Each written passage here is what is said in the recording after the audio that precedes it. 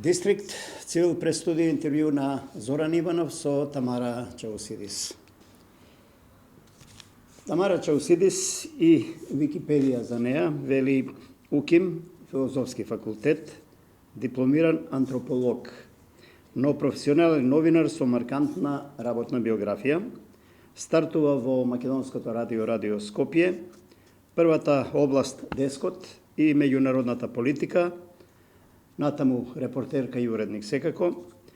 Го искусува жешкиот новинарски терен во 1999 година, известува за преговорите меѓу НАТО и Србија. Уредничка е на вестите кои ги покриваат главните политички настани на националното радио. Се редат потоа Радио Слободна Европа, Алсат, неколку портали. За натаму ќе ни раскаже сама Тамара Чаусидис. Добре дојдете во Дистрикт на Цивил прес студио. Добре ве најдов. Ден на медиумите деновиве. Една реченица оценка на, уште сега ќе најавам, поранешниот прв синдикалец на новинарите. Помрдна ли нешто од вашата битка за правата и на новинарите и на новинарството? Да, помрдна, иако се разбира, јас имам впечаток дека не е доволно и дека не е доста, и секогаш е тој впечаток таков, меѓутоа многу работи се сменија, некои работи се сменија на подобро, некои работи за жал генерално одат во лоша Зборуваме за наше македонско новинарско тло. за новинарство. Која е најголемата пречка за, да кажеме, слободно и слободарско новинарство? Екзистенцијата ли е во прашање кај новинарите? Платите ли се? Собствениците ли се? Политиката ли е? Други центри на моќ? Системот е. Ние живееме во систем кој што сака послушни луѓе уценети економски. Тоа е најдобар начин да го исплашите човека. Да му пред очите дека може да остане без работа, дека може да остане без екзистенција, и на тој начин го држите во Вклучително тоа важи и за новинарите и за сите медиумски работници, репортери, сниматели, камермани, знаете како, монтажери, неслободен новинар, слободен новинар може да биде и лош новинар. Ама неслободен новинар може само лош новинар да биде. И тоа беше идејата за која застанавме кога го формиравме синдикатот, и сега колегите гледам дека ја споделуваат визијата, вредностите и продолжуваат натаму. Инаку се ве враќам во минатото. Која е Тамара, потоа од каде Чаусидис, каде растеше, учеше? Јас сум од Зошто Скопје. новинарство? Јас завршив историја на филозофија. Јас сум дипломиран професор по историја на филозофија. Не антропологија е само дел од тоа. Така ми е во дипломата пишува. Инаку јас завршив во новинарство, да речеме, со акција на еден од моите професори, Кирил Темков, кој што беше фрустриран што студентите по филозофија покрај сето образование и така натаму немаа каде да работат. Филозофија тогаш немаше во средните училишта, и сега нешто многу ја нема. И неговата логика прочитана. И новинарството е една од професиите која е отворена за други професии. Тој направи акција, неколку мина дипломци не испрати по медиуми, и јас завршив во Македонското радио. И така всушност мојата вокација беше филозофија, меѓутоа и се пронајдов во новинарството. И затоа во новинарството јас секогаш сакам да говорам за новинарска етика, за принципи, за суштината на професијата. Тоа го влечам од моето образование. Ако заклучам, едноставно новинарска професија, но и влюбеник во новинарството, влюбеничка. Ќе се навратиме во текот на овие 30 на минути уште неколку пати токму на на генезата на новинарството, но бевте оснивач и прв председател во 2 мандата и чинам на Македонскиот новинарски синдикат. Тоа беше товар или чест? Како сега од оваа дистанца ги доживувате тие години и на ваша лична битка и на многу ваши, па сега ќе ми дозволите, следбеници? И едното и другото. Едното не го исклучува другото. И товар и чест. На моменти, ја се разбира дека на вистина ми ласка што синдикатот не умре, што продолжува, што млади новинари, млади генерации ја препознаваат потребата од синдикално организирање, од синдикална борба и така натаму. Но и товар, да, имаше моменти кога беше многу тешко и може би треба да кажам дека јас претходно бев председател на Советот на честа на Сдруженијето на новинарите. И тука всушност јас видов како новинарите свесно ги кршат професионалните стандарди за да ја задржат работата. И тогаш сватив дека тука е работата. Или греша малку и завис љубомора зошто сега покрај Издруженијето на новинарите, нели таа е веќе афирмирана стара организација, се раѓа нешто ново, некако ново, сепак здружение некако на новинари на имаше ли некакви обструкции? Може би кај некого имало, меѓутоа тоа е само недоразбирање, затоа што синдикатот е единствена организација која може колективни договори. И ние кога го формиравме, размислувавме, Сдруженијето ги дава нели слобода на изразување, професионални стандарди и така натаму, меѓутоа со работните права не може да се бави здружение, односно невладина организација. Оттаму потребата за формирање на синдикат. Радио Скопје, почетоците, потоа Радио Слободна Европа, потоа во Призма, да, и во уште некои портали. Да. Каде ви беше вака најпријатно, каде не би сакале да се вратите? Може ли вакво прашање дали држи воопшто? Добро, не знам дали би било коректно да говорам каде не би сакала да се вратам, најпријатно мислам сега, знаете, јас сум веќе на крајот на својата кариера, најпријатно ми е сега, таму каде што сум, затоа што работам со луѓе со кои што сакам да работам и го работам тоа што сакам да го работам. Така што секој период има своји убавини и своји предизвици. Во Радио Скопје бев амбициозна, учев многу, беше тешко, имаше скалила по кои нели можеш да се движиш и така натаму. Тоа е единствена редакција, освен сегашната во која сум во Призма, каде што се разговараше за новинарството како професија. Во приватни медиуми не се зборува за тоа. Знаете, не се разговара за јавниот интерес. Не се поставува такво прашање за втората страна, за изворот. Тоа се зборуваше во Радио Скопје кога ја Сега да појаснам и за гледачите на Дистрикт. Вие сте Тамара Чаусидис во Јас работам во Бирн. Тоа е балканска истражувачка репортерска мрежа. И дека порталот на Бирн е практично Призма.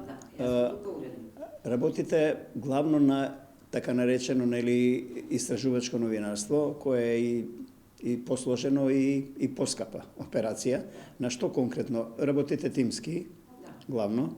Што е последната сторија што ја сработевте и кое е чувството кога вака ќе има одглас во јавноста дека негде сте покажале, новинарството покажало со прст некаде на некаква девијација на која институциите повеќе или помалку реагираат или барем би требало да реагираат? Кога реагираат добро, дури и кога реагираат негативно е добро. Најстрашно е кога игнорираат.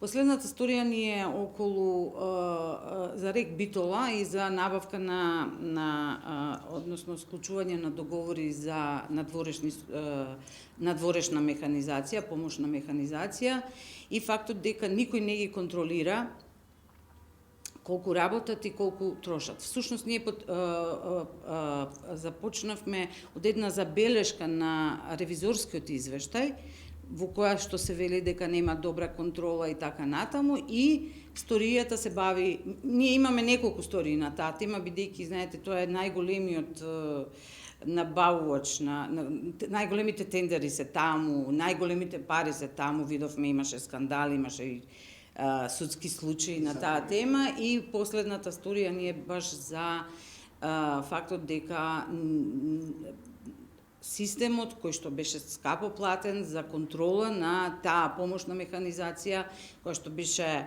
ги откриваме и методите како бил заобиколуван тогаш, сега не мора да биде заобиколуван, бидејќи истражувачкото новинарство бара и повеќе време, и повеќе пари, и повеќе кондиција, и бара тимска работа, многу е посложено од, така да речем, условно дневното новинарство.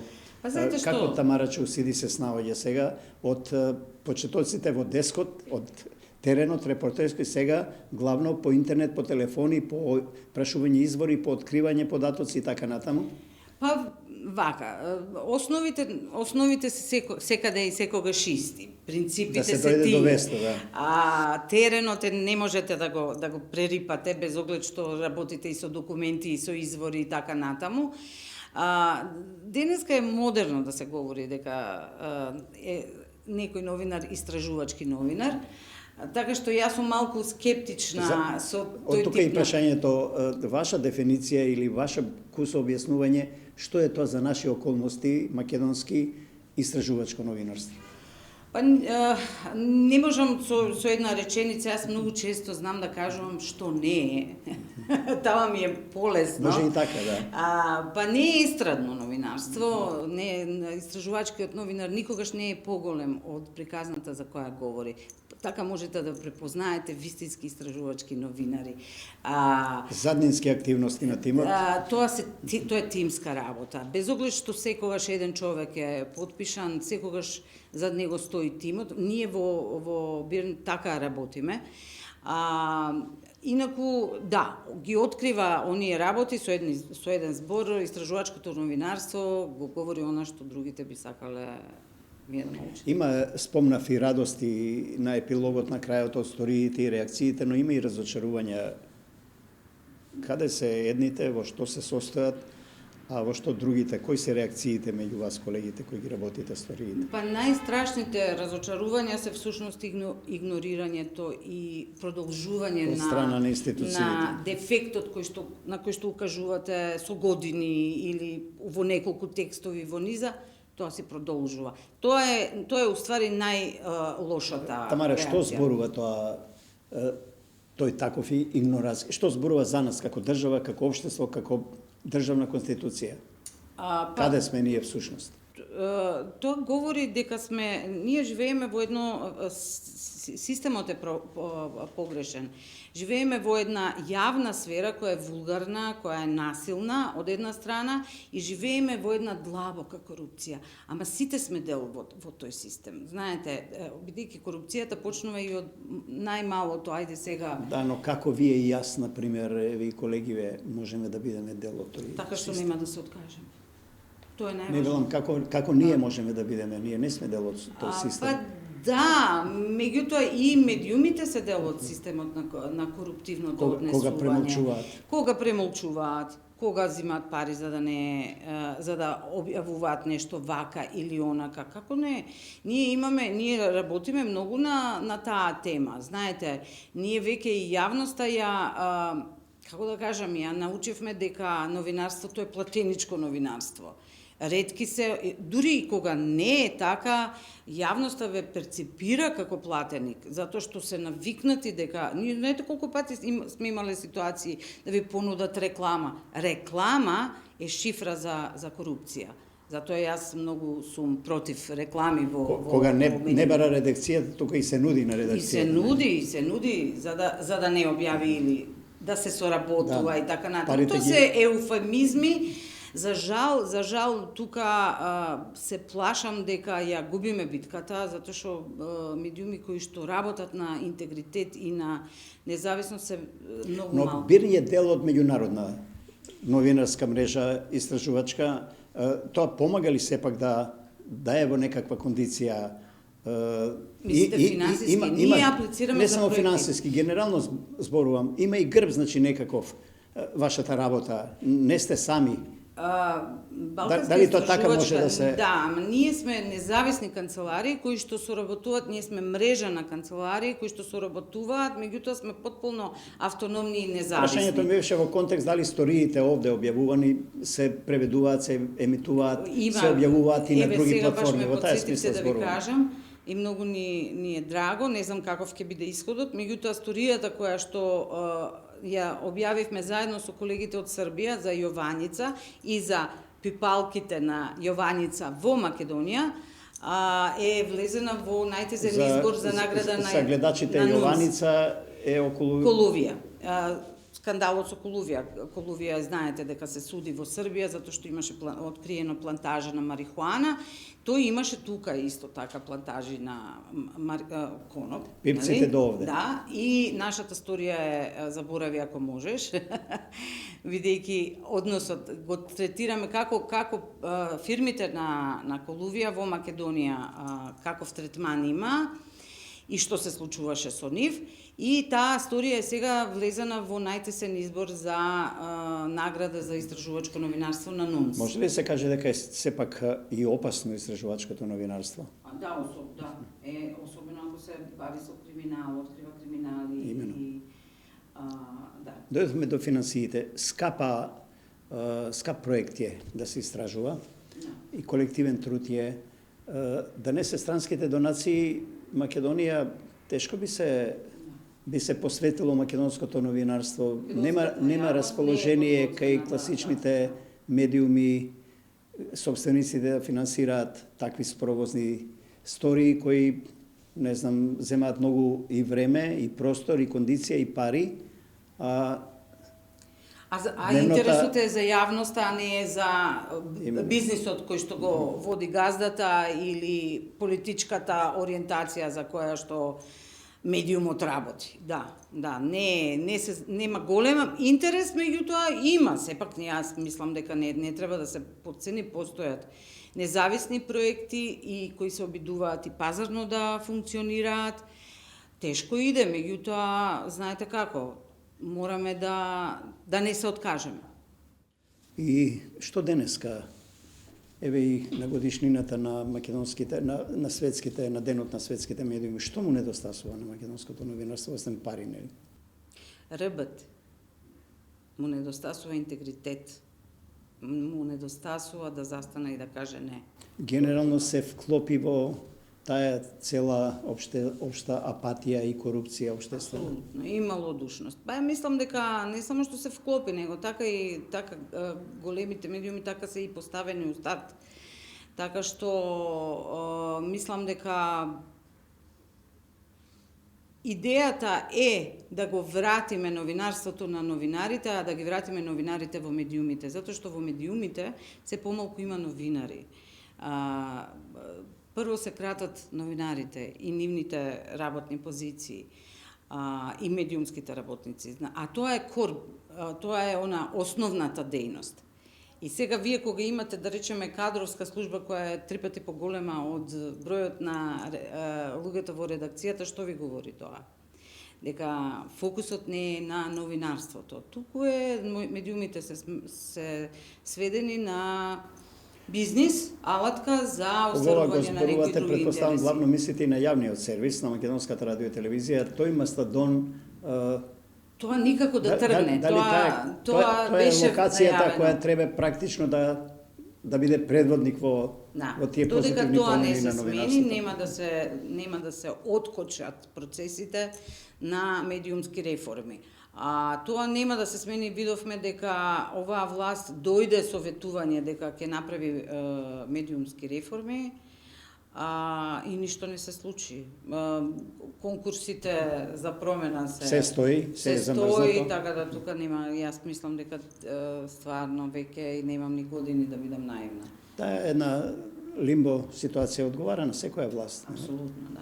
Да, и ако може, значи да ги држи на кратко јаже, медиумите постојано да молат за некои реклами, за политиката нешто да ургира под кај маса, бизнисот, па да се додворуваат, па да се закануваат и така натаму, и сега таа динамика, всушност, а за возврат добивате публика која не може да разликува веќе што е пропаганда, што е информација, која не може да разликува веќе што е навреда и класичен медиумски линч, а што е навистина откривање на некакви дефекти, и имате политички празноверна публика која што гласа по онака како што ќе каже газдата, во случајот тоа е некоја партија политичка. И таа е симбиоза меѓу центрите на мој, политиката, бизнисот, собствениците на медиумите, на сите на некој начин им одговара.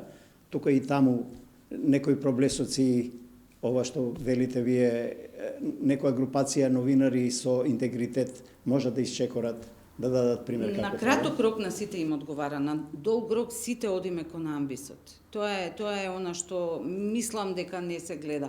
И проблемот во Македонија е што немаме визионери кои што не можат 2 чекора понапред да погледаат и да видат дека одиме сите кон амбисот, дека како општество мораме да застанеме и да направиме некаков ресет и да кажеме што ни е важно. Условно да речем, технолошката револуција со интернетот и со другите алатки современи му попречуваат на новинарството, му помагаат ли? Што мислите, Осидис? Јас лично мислам дека, знаете, порано нели на глинени плочки пишува, па потоа се печатаа на весник, па дојде радио, па дојде телевизија, сега е тоа интернетот. Во основа новинарството како професија која што не само што ќе ви каже што се случува, туку ќе ви објасни и ќе ви каже зошто е тоа важно, тоа е клучното прашање кое не разликува од некој кој што седнал и пишувал на тоа нема да се смени. Дали тоа ќе допре до публиката преку интернет, преку телевизија, преку печат,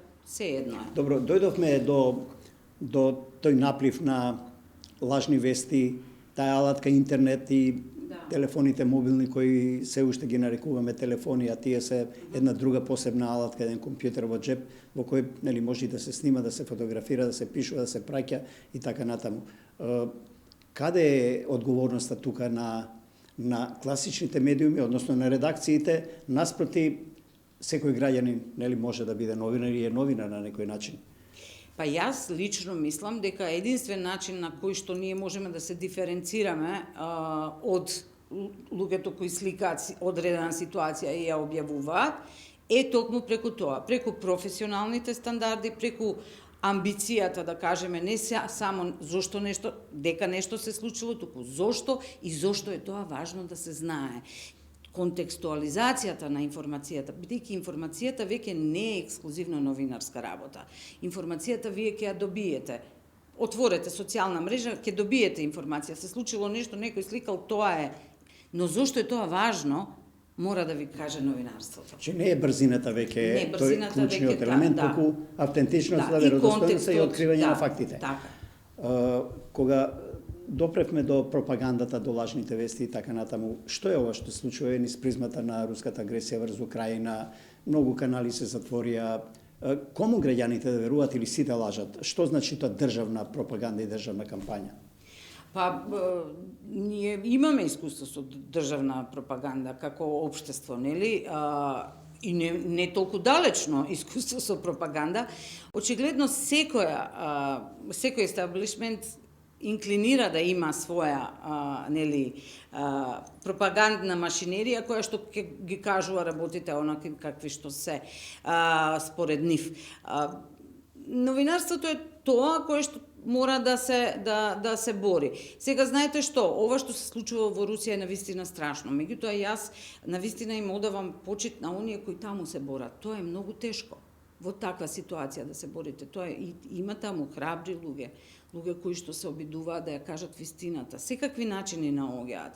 Има, баш скоро слушав еден подкаст, луѓе од Литванија се јавуваат на телефонски броеви во Русија, на обични луѓе и им кажуваат за да ја дадат информацијата што навистина се случува во Украина. Така што, меѓутоа, тоа не значи дека од другата страна нема манипулација. Мора да се гледаат работите, што повеќе информации, па човек да дојде до... Меѓутоа, сепак мислам дека не можеме да кажеме дека се што добиваме од информациите од светските агенции не е точно. Преку вашата активност во синдикалното новинарско движење, ако може така да речем, се среќавате со многу новинари во многу редакции. Каква е социјалната положба на македонското новинарство денес, на македонските новинари? Факултетите по новинарство се попразни, интересот се изгуби меѓу младите. Што е причината? Дали само парите или условите за работа, околностите, слободата на изразување и така натаму? Значи, тоа е неценета професија. Од менеджментот. Тоа пред малку го загатнав. Значи, имате медиум во кој што новинарствата работа е најмалку вреднувана. И се разбира дека млади луѓе не сакаат. И имате негативна селекција. млади луѓе сакаат да бидат добро платени, почитувани. Зошто некој би одел на факултет, би учел за да оди во редакција, да работи за 200 евра, за некој си таму собственик или уредник кој што е дојден на позицијата не затоа што е квалитетен новинар, туку затоа што не знам, е близок до одредена политичка партија или близок до одреден конкретен човек, sejedno, да се изживува врз него, да нема постојано, веќе нема институт на ментори во редакциите. Младите новинари се навистина оставени сами на себе. Ги фрлаат и ги пуштаат на терен и за возврат што добиваат? Добиваат еготрип, добиваат има на камера, ама така не се учи новинарство. Така не се воспитува новинар со интегритет. Тоа за жал го нема. И тоа нема таа традиционална новинарска школа, редакцијска, тој природен раст во професијата, како и во секоја професија, па и во... Ова е толку убава и толку проклета во исто време. Така што не е чудо што не одат на факултет. Навистина, зошто? Ги тепаат новинарите на настани, ги плукаат, ги провоцираат, ги понижуваат. На социјалните мрежи видите ги коментарите. Зошто некој би бил мотивиран да го прави тоа? Така што затоа се осипа мислата врз основа на овие ваши констатации на 27 април, деновиве, нели, пред известно време, токму на 27 април, 5 години од тој настан. Новинарите не добија сатисфакција, никаква. Да, не добија. Мислам, тие бија таму еднакво, не само сатисфакцијата. Која е пораката на државата?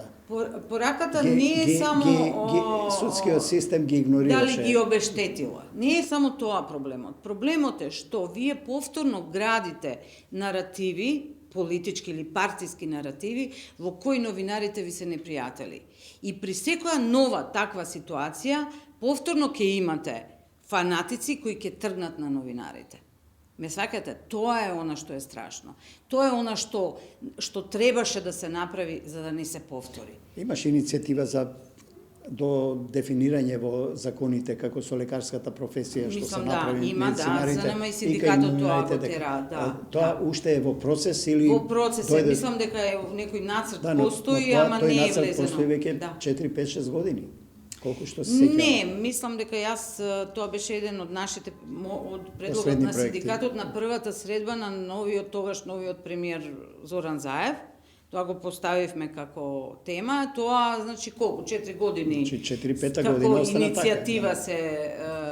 Сега е веќе во законска, некоја нацрт форма е, меѓутоа не е усвоено. Но знаете што, вие можете да направите закони, можете дури и да ги обештетувате новинарите, но ако градите општество во кое насилството, вулгарноста, простотилакот се наплаќа, се дозволува, ништо не сте направили. Околу истражувачкото новинарство, веројатно, предпоставам во редакцијата и вие лично се потпирате многу на оној закон за слободен пристап до информации на таа комисија. Но од друга страна, институциите и без тој закон имаат обврска да дават информации за јавните работи, за јавните пари. Зошто мора да се користи низ вашата практика да се повикуваат новинарите на тој закон, па да се чека од 30, сега че нам го намали на 20 дена, sejedno, кога институцијата треба веднаш тоа да го направи на новинарите? Не само што треба, него не сака да го направи. Низ вашата пракса, дали тој закон помага или ја имам чувство дека одмага практично? Не одмага, затоа што сепак во тој административен ум законот нешто значи. На тие луѓе кои што кога ќе дојдете и поднесете барање, прва мисла им е како да ве одбијат, како да ве заобиколат и да не ви одговорат. Дали тоа значи дека новинарството, не ми забележувајте на терминот, не успеа да ги воспита институциите, да им каже дека тие луѓе што таму работат имаат одговорност кон јавноста, кон јавните пари, кон јавните добра. И кога новинар ќе се јави да добие информација. Прашањето ми е зошто морам па дури 20 дена, нели 5 дена или 3 дена се чека за некаква информација, а преработена е администрацијата, сигурно дека има доволно кадри да може да прокопаат по архивите. Ќе ви кажам зошто. Прво, тие што немаат проблем со информацијата веднаш ви ја даваат. Тоа не е. Меѓутоа, министерствата се така устроени што се потпишува министерот. И ако министерот е на пат, буквално, нема кој да ви го потпише одговорот кој што службеникот ви го... Тоа е така бирократизиран процес. Меѓутоа, и таков каков што е, колку толку ни помага, иако морам да признам дека има цели институции кои што апсолутно ве игнорираат. Вие се жалите на агенцијата за пристап, имате нели второстепено тело, ма апсолутно не реагираат, тоа се такви игранки кои што траат со месеци, што навистина дневното новинарство не може да ги издржи. И тука новинарството практично јаде ќотек, нели? Апсолутно, мислам. И не само ве понижува, бидејќи постојано ви одговараат, вие прашувате едно, они ви одговараат друго, па трето, па така добиваат уште 20 дена. Многу е мачен тој процес. Ова седма сила, четврта власт. Ништо. Да. Добро, не би го минимализирала важноста на медиумите и на новинарството. Сепак, многу работи. Знаете што? Во 2010-та новинарите беа први кои излегоа на улица. Така што мислам дека не сакам сепак да го професијата, нашата професија колку и да е и тешка и ставена во ситуација во која што е, сепак е гласна и сепак знае да артикулира во име на јавноста. Проговоривме за државата, за институциите, за нивната се уште затвореност, таа ниска култура кон општеството, кон јавноста, кон јавните добра и така натаму. А собствениците на медиумите, вие во вашиот бир сте малку релаксирани од тој аспект. Вие сте сами собственици на себе, нели? Бркате пари за екзистенција, но и за туркање на истражувачките приказни. Што се случува? Имате добар увид врз основа на вашето синдикално искуство во класичните редакции, посебно каков е односот на собствениците на медиумите? Се промени нешто, исчекорија ли тие чекор 2 наназад? Го препуштија ли новинарството на редакцијата, на уредовачкиот тим? Не, ние имаме, јас би ве поканила да видите базата која што ја изработи Бирн за медиуми, се вика медиуми под лупа, и таму се обидовме да направиме профили, кратки профили, лични карти на 20-30 на медиуми кои што се рете така најдоминантни на македонската медиумска сцена. Верувајте, според сите основни правила, вие кога правите профил за некој медиум, морате да го контактирате менаџерот, собственикот и така натаму. Реакциите, зошто тоа го правиме? Како? Значи, секој обид да се праша како, од кога постоите, што работите, кои све други бизниси имате и така натаму, се доживуваше малку некако обид за атентат. Сепак ви крена телефон или ви игнорира до крај? Видете ги текстовите, ќе видите колку собственици, но најчесто тогаш таму кај што новинарите се собственици, имаме комуникација, бидејќи разбираат потребата. Меѓутоа, кај големите национални медиуми со директори сме збореле, мислам дека интересна е базата и особено фактот дека многу тешко, елементарни работи. Директорите се менаџери, тие се мелива категорија од страна на собствениците. До собствениците тешко се доаѓа, не излегуваат во јавност, не учествуваат на јавни дебати, дори и вие како синдикат кога ги организиравте.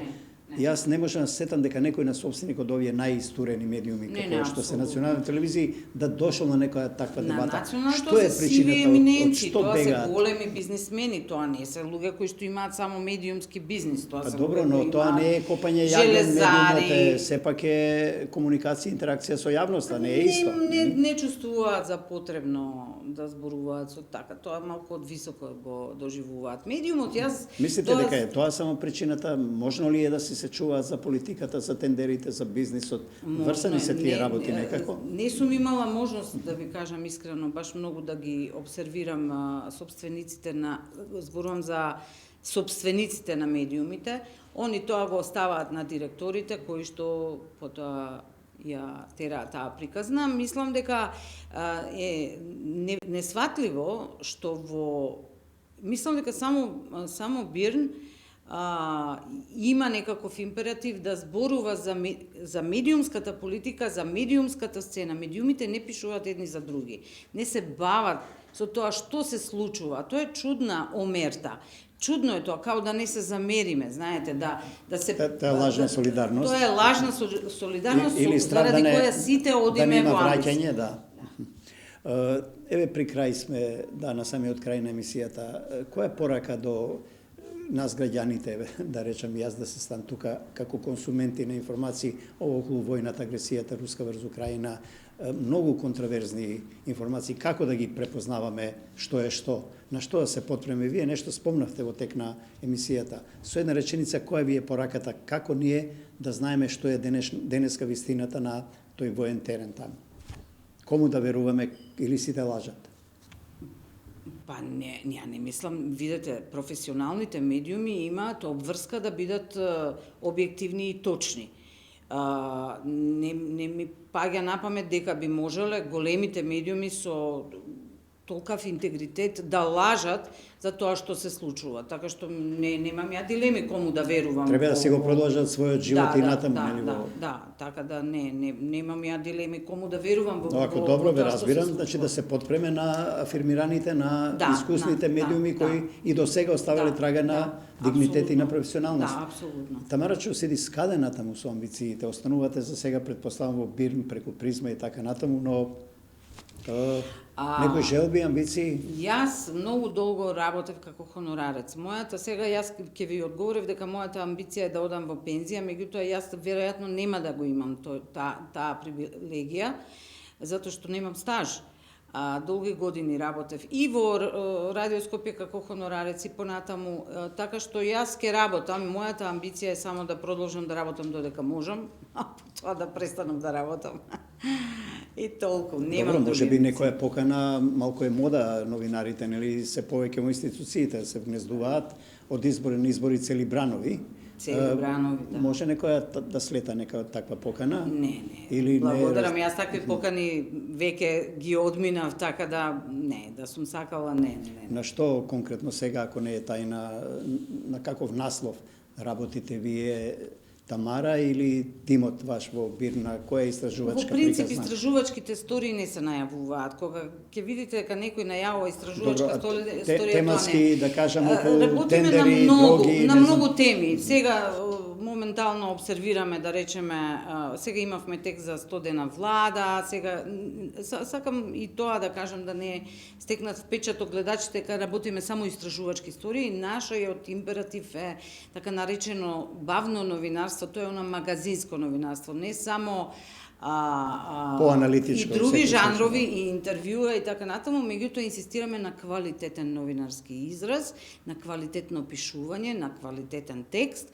Тоа е многу важно, бидејќи тоа исто така мислиме дека се загуби во таа брзина, во тоа јавување, во тоа информирање и така натаму. Да станете газат. Така што работиме на повеќе теми, ние не сме, сепак имаме повеќе квалитетни новинари во редакцијата и работиме на повеќе теми во момент. Ке ве читаме и натаму. Дистрикт Цивил пред студио, Тамара Чаусидис, ви благодарам.